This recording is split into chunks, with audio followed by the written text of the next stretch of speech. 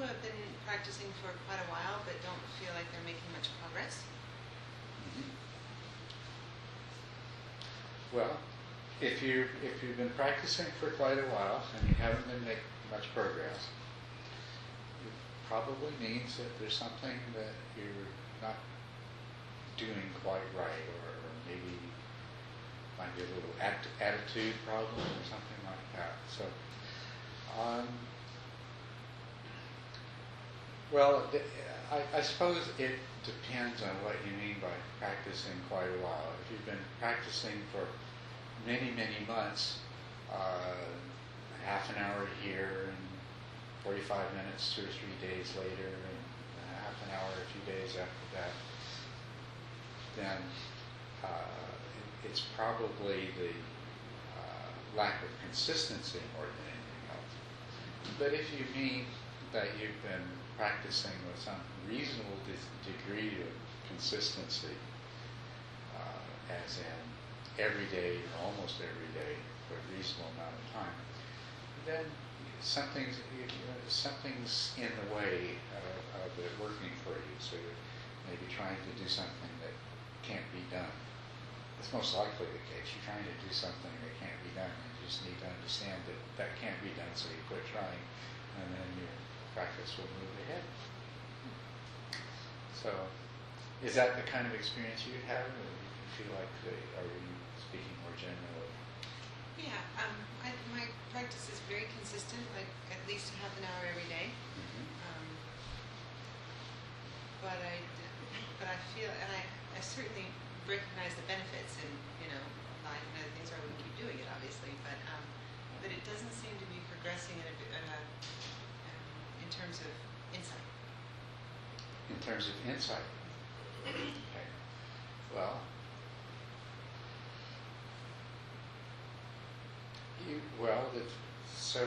until you've got a certain amount of concentration, attentional stability, and you're able to sustain a high level of awareness, you can't really conduct the kind of investigation that's going to produce insight. So there's, those are prerequisites. And also, we need to be clear what we're talking about. By insight, do you mean vipassana? Do you mean supramundane insight? Or do you mean just sort of ordinary, everyday insight into why I keep doing the same dumb things over and over? All three. Okay. When it comes to ordinary insights, thinking about them is rarely going to produce any genuine insight. Because if it was going to, it would have a long, long time ago, right? Thinking about ourselves and our situations is going to follow the same old familiar tracks over and over again, and rarely produce much in the way of a new result. Usually the only time it produces a new result is when some major shift happens in your life. Things start to fall apart a bit, and then you look at the same thing, and that'll shake you out of your usual rut, and then you can see something in a new way. But just as a general principle, privately thinking about yourself and your life situation is rarely going to produce any more result than it did the first time or two that you thought about those things. And you've probably noticed that. So, the kind of insight that meditation produces into our worldly affairs and the nature of how our personality functions and things like this, these emerge very strongly when we get to the stage where we have pretty stable concentration, that we're staying on our meditation object for quite long periods of time without too much tendency of the mind to be drawn one way or another or sink into dullness. And then important insights begin to emerge in the meditation.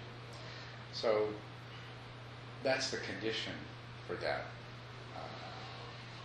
In terms of the 10 stages of the practice, that will begin happening when you've been practicing pretty solidly at the 4th stage for a while, when you're getting ready to move maybe to the 5th stage, meaning that you're no longer losing your meditation object and you're able to stay with your meditation object in spite of other distractions. And the reason for that is when your mind acquires that degree of stability, you start to be aware more and more of what's happening in your mind as a whole. I mean, in order to be able to recognize a distraction that has a tendency to draw your attention away so that you can keep it from drawing your attention away, means that you have a lot of introspective awareness of what's going on in your mind at that moment. And your mind is much less concerned with, ordinary, mundane, day-to-day concerns. And this is what creates the opportunity for something of a deeper, more profound kind of insight to arise. Then when you move into the 5th stage, where you're really stable, and there's very little dullness present, and mainly your focus is to overcome whatever dullness is present,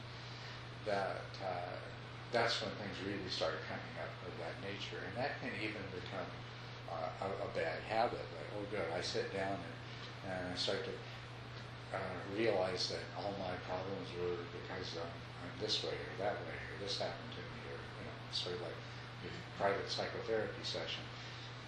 And that's not a good thing to get caught into, but that is exactly the stage in the practice where you start to have some really clear insights, and you can recognize that, this is a pattern that I've been stuck in for a long time. It's time for me to let go of this and move on. Or you recall things that happened long ago and aren't really relevant, but they're still affecting the way you interact with people every day. And you can see those and recognize them and let them go. So that kind of insight is entirely dependent on creating the right conditions, which is that your mind has to start becoming calm in the sense of you're no longer thinking about all the ordinary things that your mind usually thinks about, so that things can emerge from a deeper level. And you have that stability of mind and that introspective awareness that helped you to get that stability of mind. So the way you get that is to create those conditions for that. Now, in terms of supramundane insight,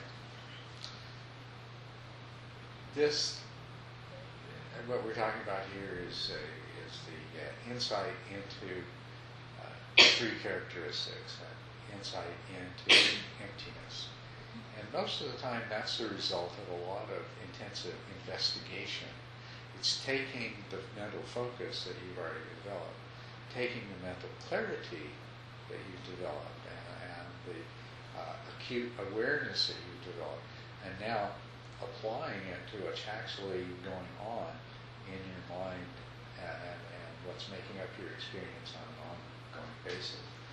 And that's when you start to have these kinds of much deeper insights. And they start out in a not so super mundane way. But as you persist, you'll begin to have a more remarkable and distinctly non-ordinary experience with these truths. And once again, it's a question of creating the right conditions. It is the stability of attention, and it is the power of mindful awareness. But in case of these insights, it's also the additional factor of investigation. And that investigation, to be effective, needs to be pretty continuous. You can't sit down for an hour and investigate the nature of the mind, and then get up and just business as usual, start investigating again tomorrow at the same time, same station, and expect much to happen. For those kinds of more of truly profound insights. The investigation has to be much more continuous. You're always watching your mind. You're watching how you react to everything that arises and passes away. And you're starting to discern for yourself, not out of some book you read or a Dharma talk you heard that, oh wow, yeah, there's pleasure and then there's craving and then there's grasping and then you start to see it happen. You need to get to that kind of place. That's the conditions for that. But if your current practice is half an hour a day, every day, that's a good start. I'd suggest extend it to an hour a day. And wherever you happen to be on that on that series of stages that describe how our stability of attention increases and our power of mindful awareness increases, recognize where you are and practice according to where you are in order to move forward. That's how you create the conditions for the things that I talked about to happen. So wherever you are, if you're at stage 3 or stage 4 or stage 6 or wherever it is, just make your practice be one of doing what's appropriate to where you are. And all these other things that we talk about will happen by themselves as a result of creating the conditions. So I hope that's helpful. If you need a more in-depth, personalized analysis of it, we'll have to find the time to do that. So, hello to those of you that stepped in after we already started talking. Good to see you. Everyone else was hoping that you would arrive with questions. Oh, great. And it was interesting listening to you talk because you were describing some things and I was like, wow, it's really different than my experience. And this has been happening a lot in meditation. It's like, and then I read this article, it was interesting, it was in one of the, like, Shambhala or something. This person was talking about how when some people say that meditation makes the world look beautiful, it doesn't really, just makes it clearer. And then I just kind of realized, it was like, well, that was true for that person. Yeah. This other thing was probably true for the other person. It probably did make it more beautiful. And so it seems like there's this thing where people just generalize, they think with their own experiences and they claim it for everybody, you know. And so it's hard to sort all that stuff out because then, on the one hand, I get these feelings like, wow, geez, my experience that is really different than what so-and-so says. And then I think, yeah, maybe I'm doing it wrong, you know. It's hard to sort out all that stuff. Well, we do all have different kinds of experiences, and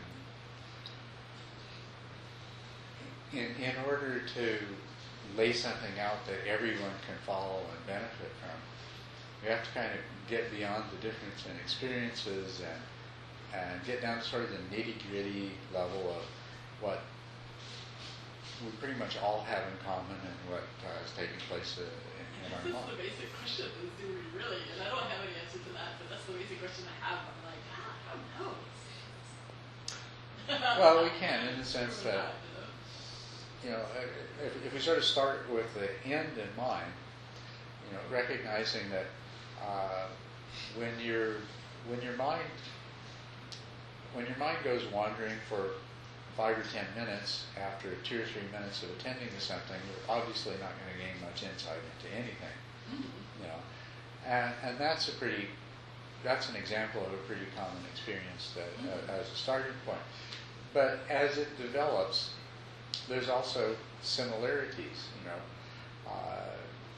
During the course of the day, most of our mental activity has to do with very mundane, ordinary things that are, and that's out of necessity. You have to think about those because there's things that you have to take care of just to keep yourself functioning and keep your life going. So what everybody's going to find in meditation is that they sit down and a lot of that kind of stuff predominates. There's a lot of thoughts that keep coming up that are just the ordinary stuff that they're dealing with.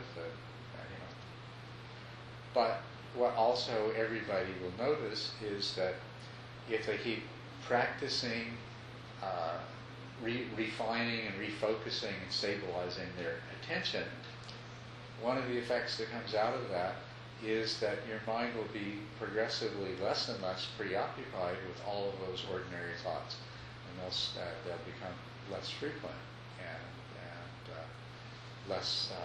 less capable of capturing the attention. So that's what I mean.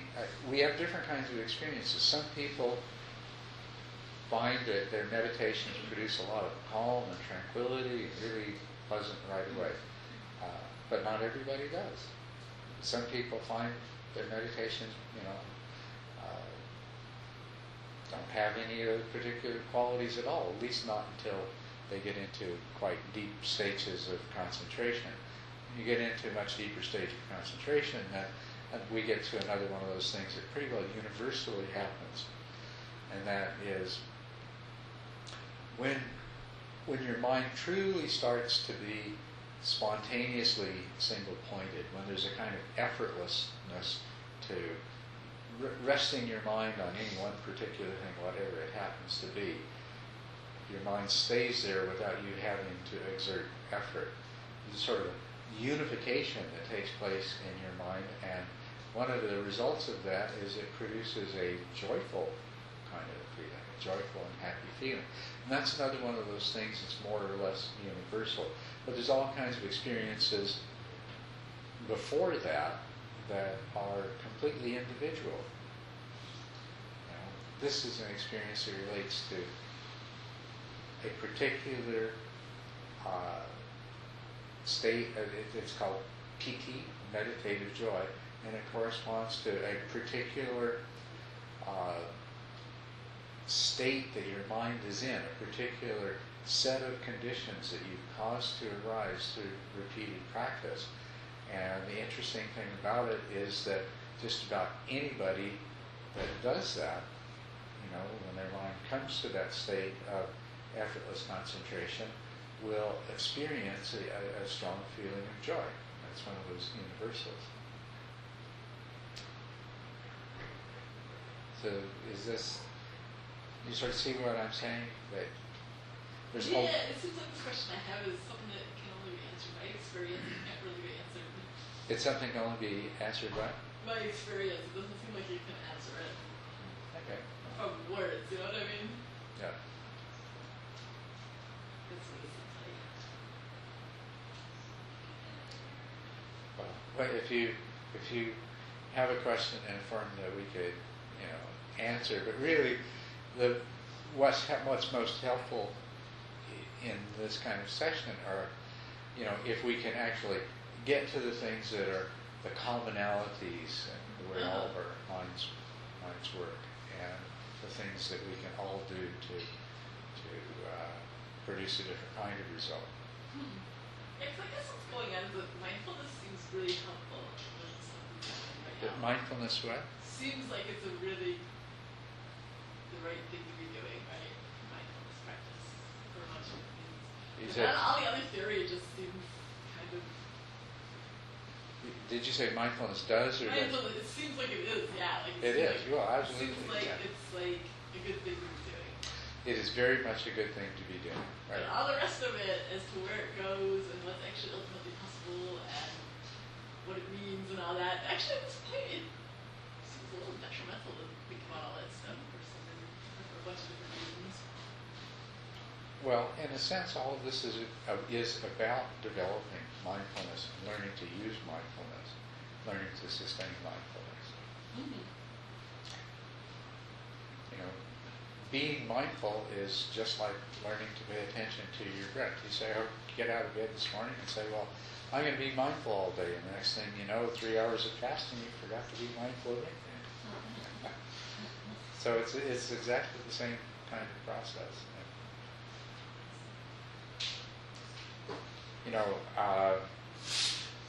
This word mindfulness. Hi, it's good to see you. This word mindfulness, it's good to just look at it and say, well, what do we mean by mindfulness anyway? are we talking about? And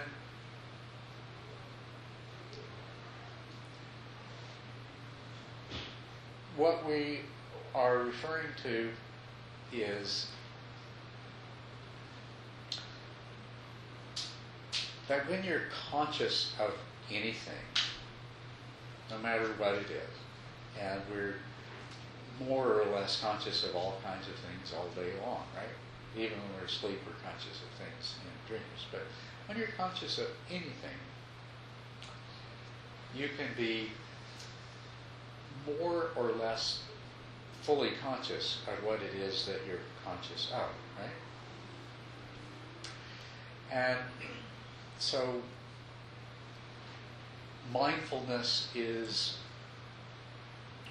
when we say the word mindfulness, what we're really talking about is how fully conscious we are. So mindfulness is an easier thing to say than fully conscious awareness, but that's really what we mean by it, is fully conscious awareness, not half asleep awareness, dull awareness, distracted awareness, awareness divided in 6 different directions at once. One of the things that's, I think, sort of accidentally very appropriate about the word mindfulness is that,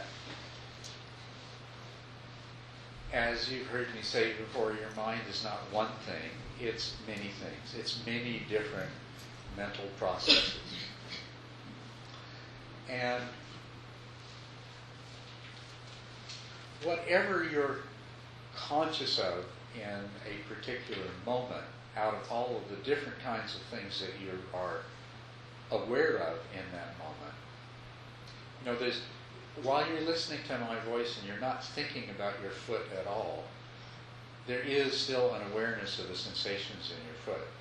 Now that I've mentioned it, you probably become much more fully aware of those sensations. But they were there all the time. There was an awareness all the time.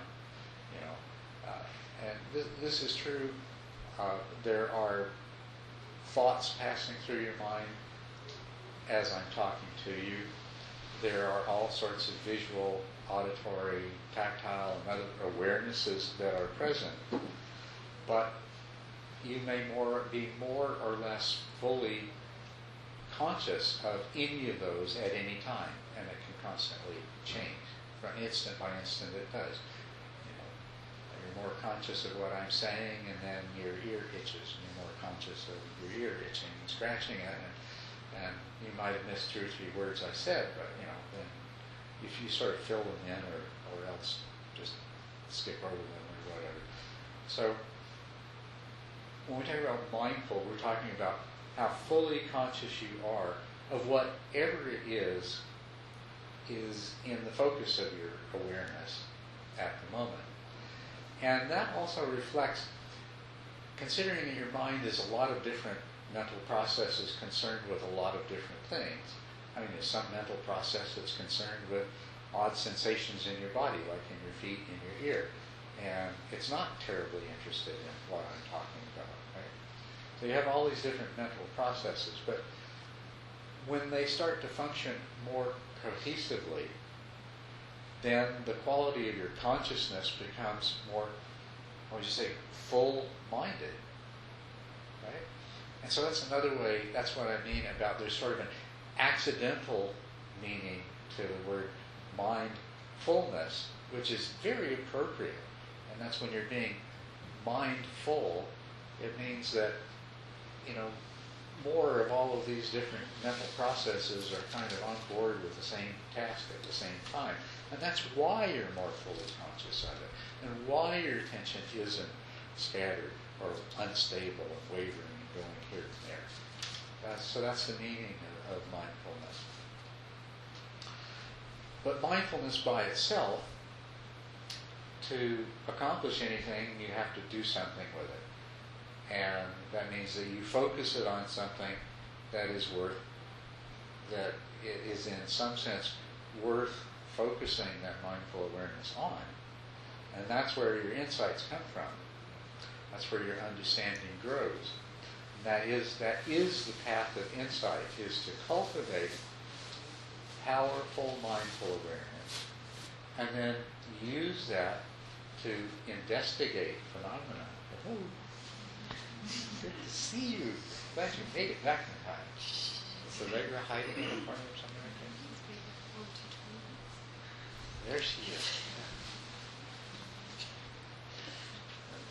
So we develop mindfulness, but we have to use it. And then not only do we have to use it, we have to use it in the right way, or it's not going to accomplish very much. And so this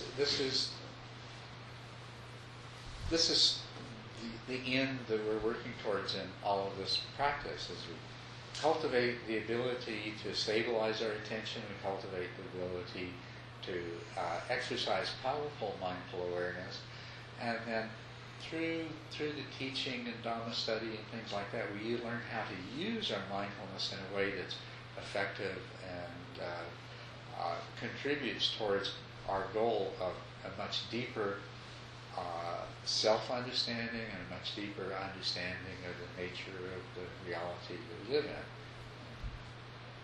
That's the path we're following. Yes? When you speak about mindfulness as a practice of conscious awareness and when more fully developed, aren't we still selective in our conception, in our not conception, in our perception of the world, and of what we choose as awareness points? Well, Repeat the what? question. Yes. So you're saying that when we become when we are exercising our mindfulness and practicing mindful awareness, are we still selective in what we attend to? Excuse me, in other words, it would be, can we, when we really realize the full awareness, have that whole concept always in our mind? The whole picture? The whole picture of everything, you'd have to really develop and stretch your capacity. That's the thing, that you say, are we still selective? Yes, we are. We have to be. Because we do not, as human beings, have the capacity of conscious awareness to be fully aware of everything, to be fully conscious of everything of which our different senses are aware, and of everything that's taking place in our mind. So we have a limited capacity for conscious awareness, which is why when you're out there doing your daily thing, your attention keeps going from one thing to another, because you've only got this limited capacity, and your mind shifts its attention so that that limited capacity gets devoted to whatever is most important. When you're practicing mindful awareness, though, you're obviously going to still have to be selective. But it's not a question, it's no longer necessary, that you are intentionally focused on one particular kind of thing. When you sit down to meditate, you keep bringing your attention back to the meditation object when it wanders. But when you're practicing mindful awareness, when you're no longer in the training stage, when you're no longer in the weightlifting stage, when you're out in the world doing things with your mindful awareness, then at that point what you want your mindful awareness to do is the selectivity is going to happen by itself. And one of the things you can be mindful of is just that fact, that there's no I that's doing the selecting. The selectivity is arising out of the operation of the mind. Whatever your mind happens to direct attention towards, something is taking place and you find that your mind goes to that, you can be fully mindfully aware of what it is that you're experiencing. But then the really deep and productive aspect of your mindful awareness is you are noticing not just what you are hearing, for example, but how your mind is reacting to that. You know, is it pleasant or is it unpleasant? Is there desire, aversion, or anger, or whatever arising? And so, in addition to cultivating just the simple power of mindful awareness, the other thing that happens in our meditation is we cultivate the habit of being introspectively aware. Because you can be super, super powerfully, mindfully aware of the sensations of your breath, but that won't keep your mind from wandering. What will keep your mind from wandering is that you will be aware when a thought has arisen that has the power to draw your attention away, and then when you return your attention to your breath. So when you meditate, you develop powerful mindful awareness which can be focused on the objects of your awareness, but you've also developed the habit of being introspectively aware. And that's where all the really important stuff happens, is that introspective awareness. So good to have the rest of you who've come to join us. Wonderful to see you here. Yes? Could you give an example of what you were just explaining to Hannah? An example, a specific example of something that might occur in your daily life that would be enhanced, your mindfulness would be enhanced, having your mindfulness enhanced, or the experience of what your mind focuses on, enhanced by your meditation practice, but it's something that's going on in your daily life. Can you repeat A that? conversation, I don't know, making a salad, it's something. What was the last thing you said? Making a salad. Making a salad. Whatever. Okay. We're kind of getting into the meditation time, so I'm going to keep this answer short, and then we can continue it afterwards. But an example, if you have developed strong mindful awareness in your meditation, I should repeat the question, but it's about an example of how this would happen in the world. Okay. So, if you've developed powerful mindful awareness as a result of doing regular practice, or maybe you've been in retreat for a week or whatever like that, and as a result of that, you've also developed the habit of introspective awareness, and then you might find yourself doing some very ordinary thing like washing the dishes. Well,